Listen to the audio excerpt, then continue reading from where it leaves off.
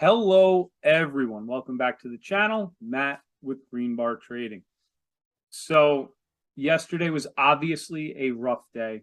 If you haven't watched already, you can go back and look and watch yesterday's video where I talk about, how I dealt with, a loss in the stock market. So, coming in today, I was, at the screens like I always am, bright and early, setting up the day for our Discord community. I happened to pull up the platform and I was given a perfectly teed up ball, a lob right down the center of the plate. Call it good timing or whatever you want to call it, but that's exactly what happened this morning. And that was on the Russell. Okay. All the indexes were up really, really big in the pre-market. Like I said, I got here right here at this time. Right here at about 3:10 a.m. Eastern time. That is where I was here at the screen. So I'm going to go over the trade that I took, but you can very clearly see this gaps up in a 1 minute bar, goes from 1948 in 1 minute to 1958. Okay. And it was already up from the close a big amount before it made this jump. This was the lob down the center of the plate that I took. So obviously, something that is gapping up this much in this type of market structure, you need to know what kind of market you're in. So if we look at the SPY, and this is really important, the SPY was holding its own in a very tight trading range. This has been going on for a couple of days where we could not get over 415. So let's go back to the 5 minute. A couple of times we tried to break out over that 415. Happened here on, what day was this? Tuesday. It saw a lot of consolidation here on Wednesday. Do I have my days right? On Monday. So Monday, this is Tuesday, could not get over 415. This was yesterday, could not get over 415. Held up at these key levels.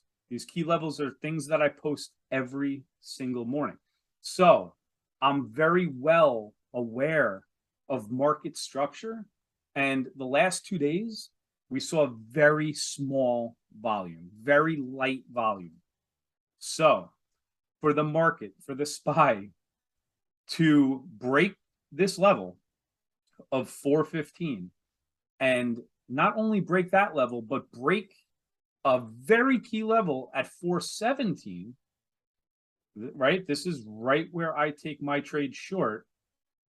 This thing was going to come back and at least retest this 415.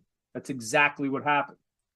Now, I'm going to show you guys before I get to the trade.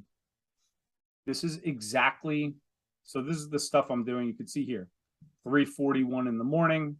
I'm here posting, but our morning briefing, markets are gapping up over key levels in the futures. I don't see this holding up until those key levels are retested. This was an absolute layup. So I took the Russell short. Now going into the trade, showing the trade here, I let this one play out. I let this come all the way back down. Now, I did leave some money on the table because it did go about 4 points lower, but that's totally fine. One trade right here, very minimal mental capital. Call this whatever you want. Luck being here at the screens at this time. But this was a no-brainer trade for me.